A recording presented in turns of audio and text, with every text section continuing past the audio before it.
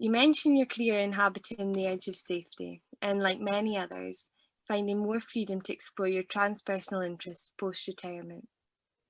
Given the current state of crisis from both a humanitarian and ecological perspective, do you see a moral or ethical imperative when it comes to challenging the status quo?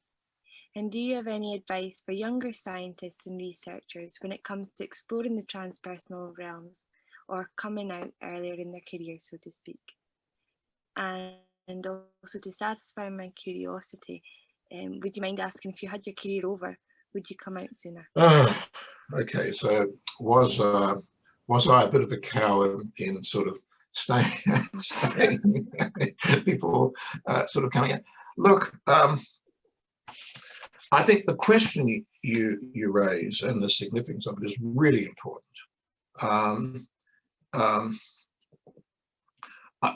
I think in many ways it has an incredible relevance to one of the things that preoccupies the Western mind, and that is death. The way we view death has a powerful effect on how we live life. If you view death as basically an inevitable annihilation, which the sort of Western, particularly the materialistic mode of thought says that's what it is,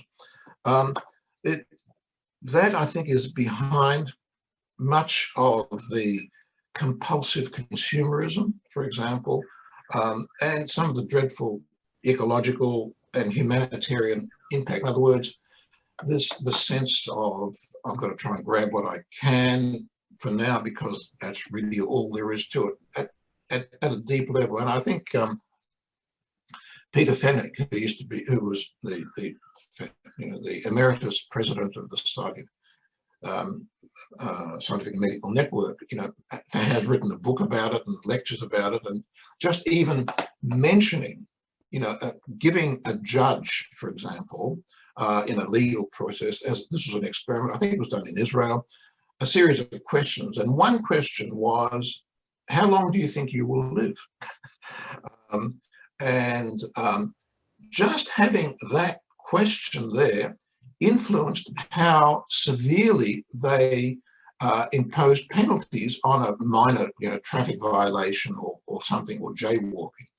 Basically, they became much more severe. In other words, the anxiety that was triggered just by the question was enough to change their behavior, even though when they were told this is what happened, they said that's ridiculous. There's no way that a mere question on a piece of paper could influence the way I dispense justice, but in fact it did. So we're looking at one of the sort of major drivers, and I think that there are some people who, by virtue of their own intuition, etc., understand there is a deeper reality. They don't need science, they don't need those other explanations. They feel it and they're happy with that, etc. But there are others, and I suppose I'm an example of one of them, where you need a bridge of evidence that you can come to grips with to give you access to the door into these deeper realities.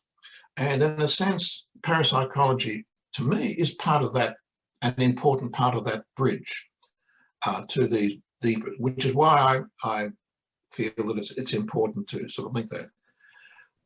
Link, the modes of thought and evidence which can take people who need that sort of type of evidence to be able to bring them to that stage. So would it have been, would I have sort of come out about this sort of stuff had I had the opportunity earlier on? Yes, most definitely. On the other hand,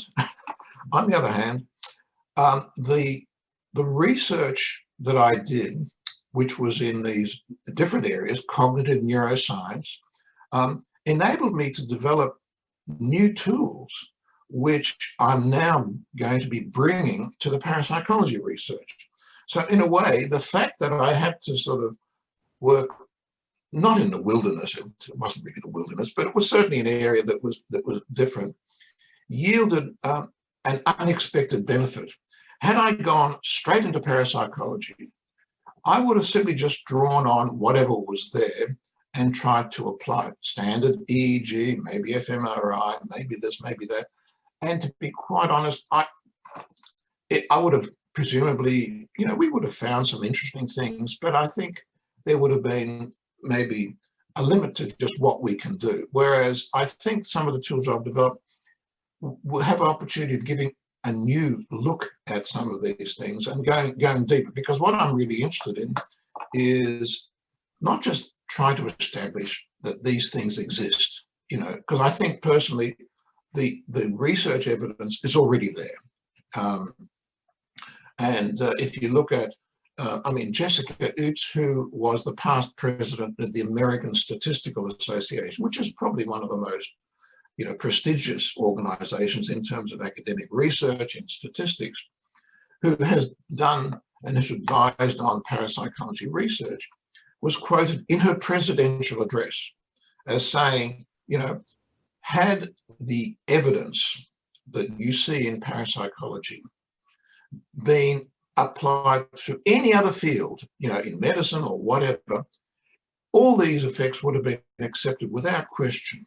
The only reason why they haven't been accepted is because of the fact that it's parapsychology, as opposed to, archaeology or some other area. In other words, if you look at the strength of the statistics, it's robust.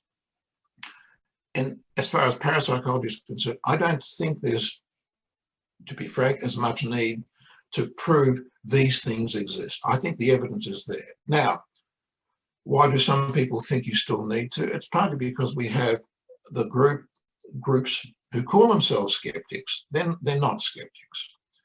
They're basically parapsychology. They're denialists. It's as simple as that. Their methodology is the same as climate warming denial.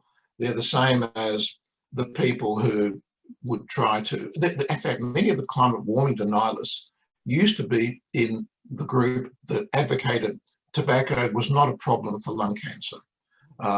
There's a famous book called Merchants of Doubt, where they use these tricks and methods to sort of try to evade the issues. So these so-called skeptics at present muddy the water. They have a bit of a stranglehold on things like Wikipedia, for example. And anytime someone gets up there, they sort of leap on them.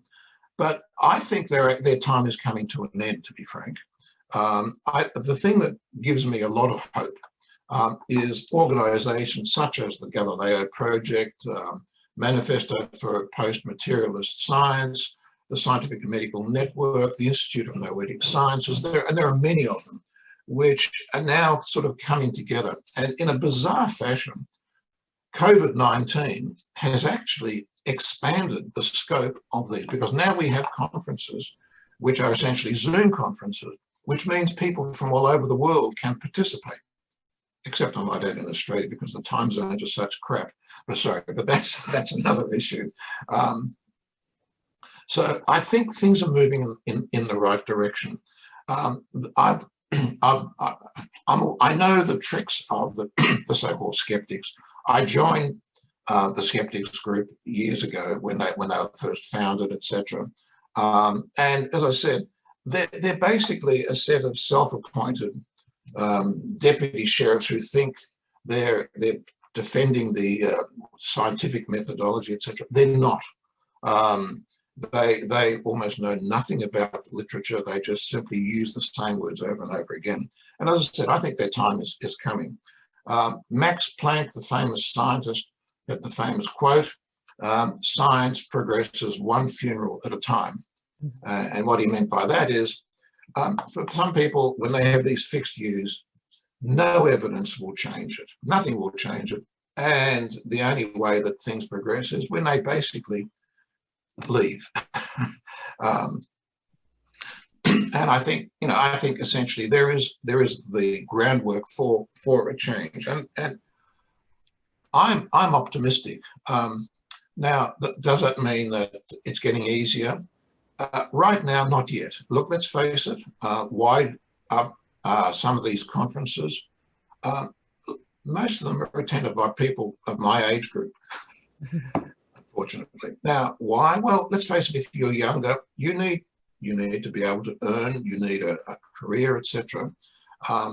And if the funding is simply not available, or if the attitude of your faculty, of your department is negative to your interests, then it becomes very difficult. So you have to adopt, to a certain degree, the strategy that many of us adopted, as I adopted, which is, okay, you have to put these things to one side, but for only as long as you need to. And I think, as I said, I think the situation is changing now. I think there is more and more. I mean, it's the other trust, and I think it's John Moore University, Liverpool. That's a terrific development, but there are others that are coming up as well. And I think this is, so the time is coming. So, the coming out phenomenon, I think you'll see more and more of it. I think you'll see more and more younger scientists coming out. What advice would I give?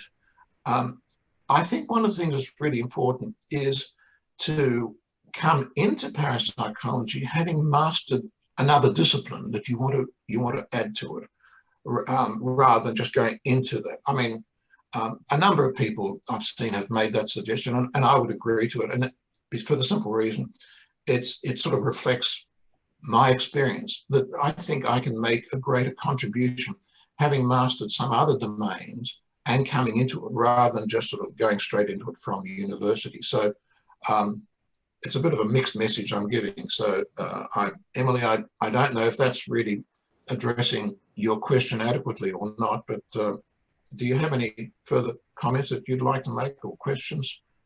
That was a really interesting perspective. Thank you. Also for bringing in the fear of death and how that shapes our decisions. That was really interesting to hear. And what came up for me when you were talking about your own experience and also the advice you were giving to younger people was this sense of kind of grounded flight.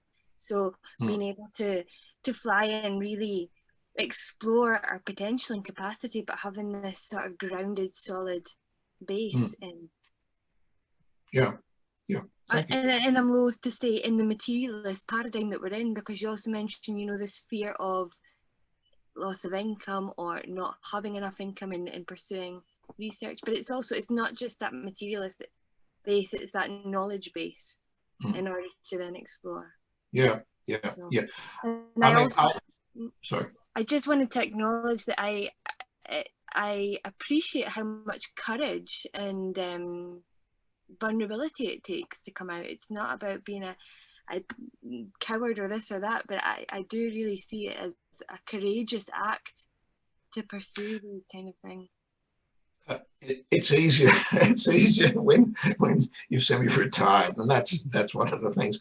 But I mean, the research I want to do is to go beyond just examining whether something exists or not, and to look at the brain aspects of interaction. And I'm looking at the experience of identical twins using the technology I've developed to sort of see, when one sees an image, for example, that is emotionally significant to them in another room, another continent maybe, does the other twin, are there changes in the brain connectivity? In other words, the way that the different parts of the brain talk to each other.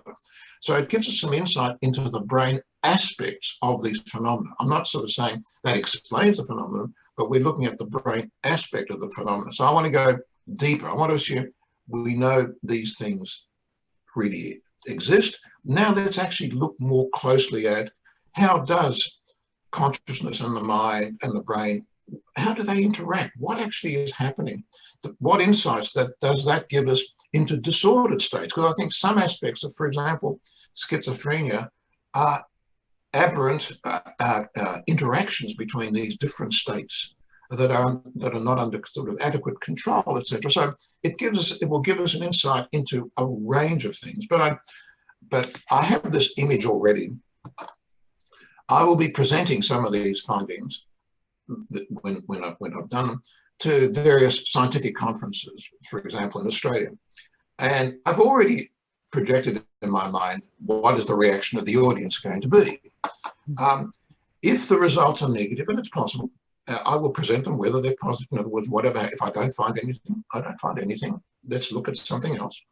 But if the results are negative, the attitude of quite a few of the senior academics will be, well, okay, that was interesting. I don't know why Silberstein bothered, but at least it's interesting. But if the results are positive, then the attitude will be, oh my God, Silberstein's lost it. You know, he's gone over. And to be frank, I don't really mind. As I said, I look forward. I sort of look forward to it because I do think the field is changing. Sure, I will get skeptics getting up and sort of saying, you know, in 100 years of research, nothing's been sort of validated, etc. And the moment they say that, I know they haven't read any of the literature at all, and we'll take it from there. So I'm projecting things ahead of myself. I know it may not happen at all. They may all clap uproariously, but I doubt it. One more quick comment. I'm interested that you brought up the idea of schizophrenia, because when you were talking earlier about when you showed that graph about psychopathology, I also was thinking about psychotic states. Yep. And it's one of my particular interests, and how we can understand that through the transpersonal lens as being a spiritual emergency. Yep. And through talking about consciousness, I mean, it was just really interesting. The whole topic is so huge. Yeah. But I wondered if that was something that you were interested in as well. Oh, yes. I think some psychotic, you've got to be careful here. We use terms like psychotic states, etc. But in fact, there's an enormous variety of states and processes. Some psychotic states may be just apparently what they appear to be, disordered processes, etc. But some, in fact, are, as you say, almost like spiritual emergencies, and they emerge from a sort of uncontrolled and aberrant interactions between these deeper states of consciousness and our normal waking consciousness. And if you look at some of the literature and some of the experience, for example, we know these things are possible. You know, in mediumship, there's this thing called, sitting for development, where you basically sort of just open your mind and just try to sort of sense. Now, you are actually doing things to your brain when that does occur, and you are allowing these sort of interactions to take place. And it's a matter of whether you've got a degree of control or not, etc. One of the things that I talk about in other lectures is the brain as a filter. It's both an antenna and a filter, but the filter part is very important, because the filter part filters out things so that you can, in fact, cope with and deal with the world as you find it. And in some cases, becoming more sensitive to these deeper states means reducing the strength of the filter. And, I mentioned that in my previous talk, and Berkson and James talk about the brain as a filter, but it's both a filter and an antenna. You need both. And if that filter mechanism breaks down and things sort of become uncontrolled, interacting, then you can get, some of the psychotic states, and some of them have, in fact, as I said, elements of these alternate states of consciousness, which are real as well. So, I think this is really important, and this is, I think, an area where some of the research into parapsychology in these deeper states, I think, will have a very big impact in psychiatry, because I think many of these states, have elements of these, as you say, spiritual emergency. A very important area. Thank you so much.